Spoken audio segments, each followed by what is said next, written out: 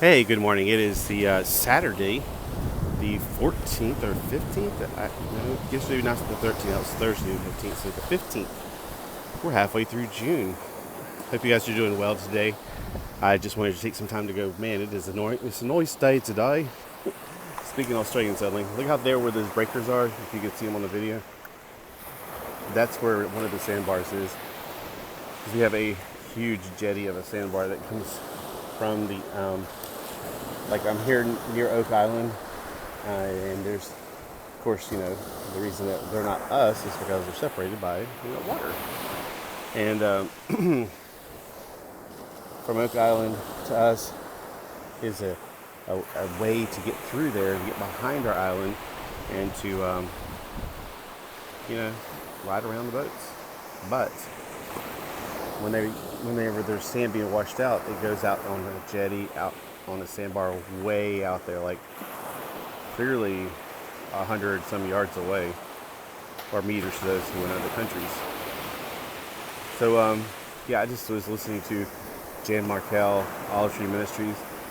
She hit on a few things that reminded me of something that Billy Crone, C-R-O-N-E, was talking about recently again with an interview with somebody else. Billy Crone did an entire series. I'm not going to say the name of it, but I would recommend you go to either. You can go to YouTube and find links to go to there, but I would go to his, what is it called? Rumble channel. He has some videos that are not going to be able to be put on YouTube. I have to be careful what I say on YouTube because I cannot afford to deal with the elitists. And the elitists, they can right now just blow me off if they ever hear this because I'm not saying a lot of hard facts. But I know them. I know firsthand what they can do, and I'm not in the mood to put up with that right now. I want to stay free. I want to go wherever God wants me to go. Let me put it that way. Whether it's here or if they put me somewhere else where I can't talk to friends and family. But I definitely, trust me, being out here is much better in my opinion. Now, I have to be, of course, coded sometimes with my language, not out of fear, but out of wisdom. There's a difference between fear and wisdom. If I was to be, let's say, captured by these guys, and they say renounce Christ, nope, I'm not afraid. But if it's about whether or not I expand the information to you, that's a different story. I mean, I don't need to, I don't have to. All I need to do is preach Jesus and Him crucified, and that is my main goal. But I also want to warn you that I don't want to warn you about the people. I want to warn you about just be careful who you talk to, let me put it that way, about certain things. We can know what's going on, but they're in control, and there's nothing we can do. People keep saying, oh, if we elect this person, they'll fix America. There's no fixing America. We have gone too far away from God. The cultists that I'm talking about, the elitists, they run the country. They have been running the country for quite a while now. It goes way back, but they have finally, through their puppets, have taken control of the world. Not just this country, but the entire world. What they are doing is they are preparing to usher in the Antichrist. And I know I sound like some kind of conspiracy theories, but I'm just standing on the Word of God, and I'm just letting you know what's going on. And if you put what you see in reality, like that we can see, with what we quite don't understand fully yet in the Bible, we can get a clearer picture. So don't put your head in the sand and ignore it. Don't try to be like happy, happy, joy, joy, because that's what I did before. And it really, I'd rather have my eyes open. It doesn't make me fearful, it makes me prepared. I'm not scared, I'm prepared. So I just want to help other people open their eyes, but I'm not going to do it on the YouTubes with people I don't know.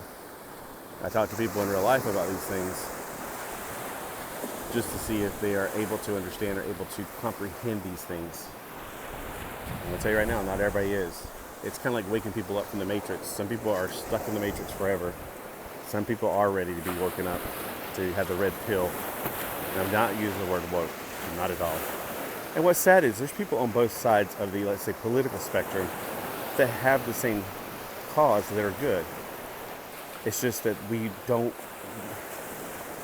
how do I say it? Okay, let me put it this way in a metaphor. Let's say there's two teams playing a football game, and I know only one of them, Dallas Cowboys. I don't know if the Dolphins are still a team, but when I was a kid, I had this thing. It had all the helmets, and I thought Dolphins are cool. I like dolphins, and so anyway. I don't even know if they're in the same league, or I don't know how any of this works. Let's say the Dolphins and the Dallas Cowboy cheerleaders. No, that's not right. They have a star on their helmet. The Dallas Cowboy Stars. I guess I don't know on sports. Let's say the two are going at each other, and either the fans can enjoy it together, or the fans can fight amongst themselves. And we're seeing a lot more of the fighting amongst themselves. If you support one candidate or the other, let's be honest, it's two sides of the same coin. Most people don't want to hear that. Now I'd rather have one than the other, but I know that's not going to happen. I know that ultimately, people go, well, you're not fighting for America. Well, no, I'm not. I've learned my mistakes. America, I love the people of America. It's the government that, I don't want to say terrifies me, but I don't like. And I'm not saying capitalism or whatever. I'm talking about the people who are in charge are destroying this country. And people are fighting back and forth about it, not out of common sense. They're fighting for this person mean or this person stupid or whatever.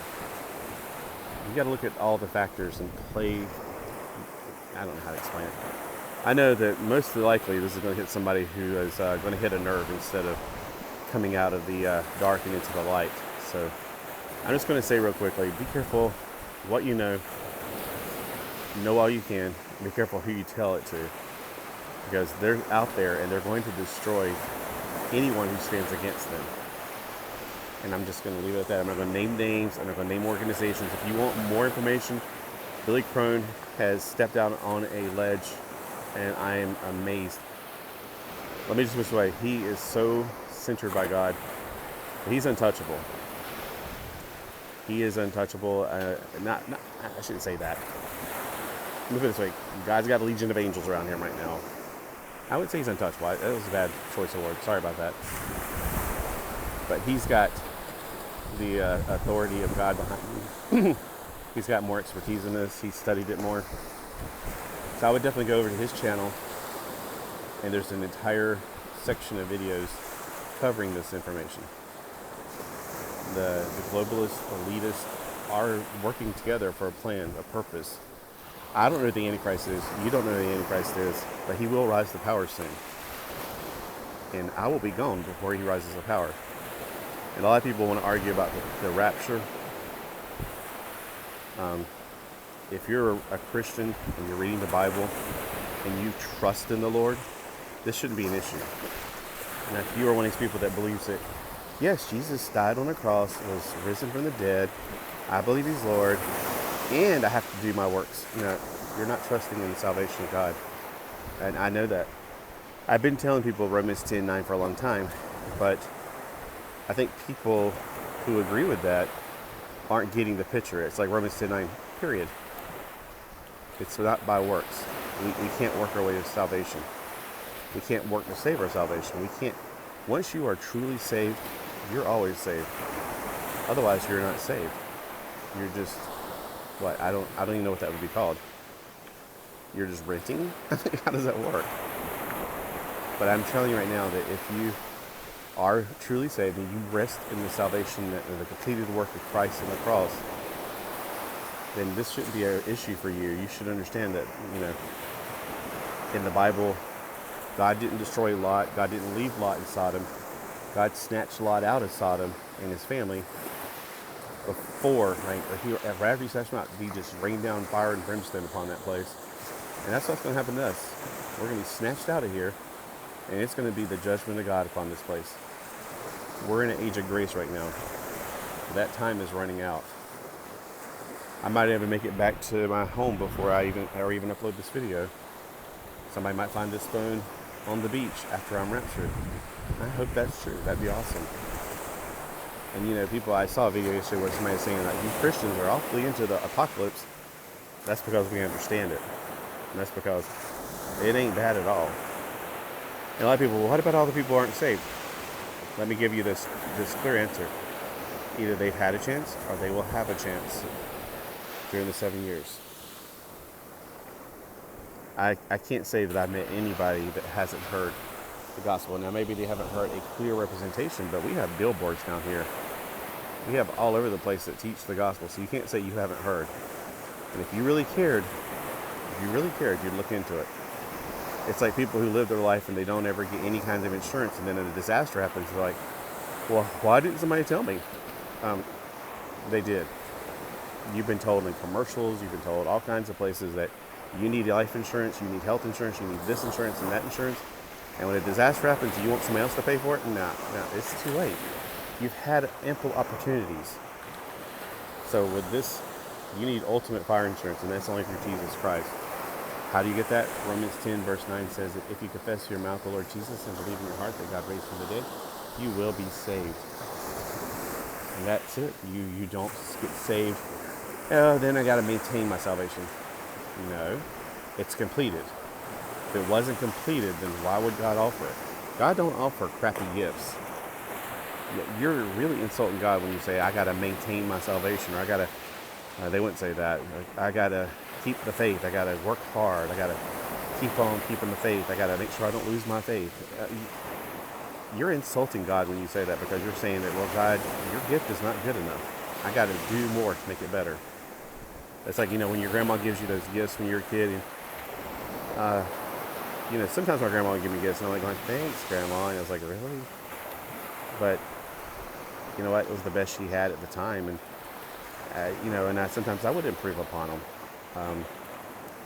I can't think of anything my grandma gave me that I would improve upon, but I'm just saying, like, let's say your grandma gave you something that's like, meh, and you at home, you spray painted it or fixed it up a little bit. There you go.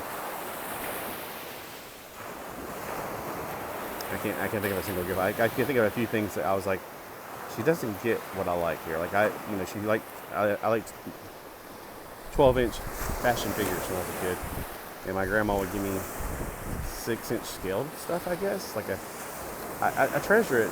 Like the trundle bed she gave me, because I had a trundle bed as a kid, but it's like I didn't have anything that would fit in it except for like a time traveler or a Micronaut figure. And there was something else that she gave me. I think it was a roll-top desk, and it had like 3 little drawers on each side. And let's say I was like dissatisfied with it, I had to fix it up. But what Christ gave us was his life. And there's no way you could fix that up. It was perfect. How can you fix up something perfect? His sacrifice was perfect. He died on the cross once and for all. He's not continuously dying for you. If you think you got to keep the sacraments every week, or keep the 10 Commandments, or do something to just help him out, you're wrong. All right. You have a wonderful day, and I hope you guys are either on the boat, which is our figure of speech, we say, like, you're saved, like on the ark. Like the ark is saving men from the impending doom, or you're thinking about it, because once we're gone, you can still get saved. It just won't be fun. Trust me. While we're up there partying in heaven, it's going to be hell on earth. I mean, you may not even make it through the 7 years. You may have to get your head chopped off by the Antichrist. Well, not personally, but his forces. If you make it out that far. I mean, there's going to be 4 billion people that are dead during that year, or during the 7 years at least. If you're lucky enough to make it through that, you can live in the new kingdom. But chances are, especially in America, where we're not really survivalists anymore, you're not going to make it. And of course, I'm not talking to just Americans. I keep forgetting there's people in other countries watching this video. There are some countries that are going to make it because they have isolation and they're more, they got community. I'm just watching these people out there. They walk out there like almost up to their necks in water to get out there on a sandbar to fish. Let me zoom in, because my eyes can zoom in, but this does not.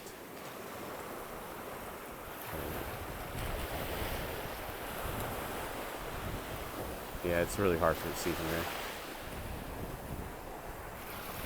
But I do hope you guys are either saved and witnessing and getting your friends saved and getting your family saved and getting people. If you have a YouTube channel, then I pray that you're using it to get somebody saved. Out there preaching the gospel as much as possible. Don't say, well, I'm not good enough, or no. If you have a voice, you're good enough. If you don't have a voice, maybe you can get a computer to do the voice for you or something. Or even put out a silent video with the gospel printed on it. I've done a few of those early on. Like my Romans 10:9 things that I put on the end of all my Fire by Night videos. By the way, Fire by Night videos, I've moved them over to the new ones that are going to be coming out on Beach Boy channel. So I put up, every time I post one over there, a daily one, I try to make sure I put it on my channel so you can follow the link or just watch the video and subscribe to that channel. So if you're like, where's all your Fire by Night stuff? It's over there now. So go over there and look for it. Because I don't feel like I should be monetized for things that I didn't technically do, even though I mean, it's one of those things I'm like, well, I did take a bigger video and chop it down to smaller sizes and edit it, and that is a lot of work. So yeah, I should be monetized for it, but I don't know. It's one of those things that's so debatable. But I don't want to leave on that ending. I want to leave on the ending that Jesus is Lord. He's coming soon, and I hope you're ready. And it's up to you. Have a great day, and get out there and walk around some.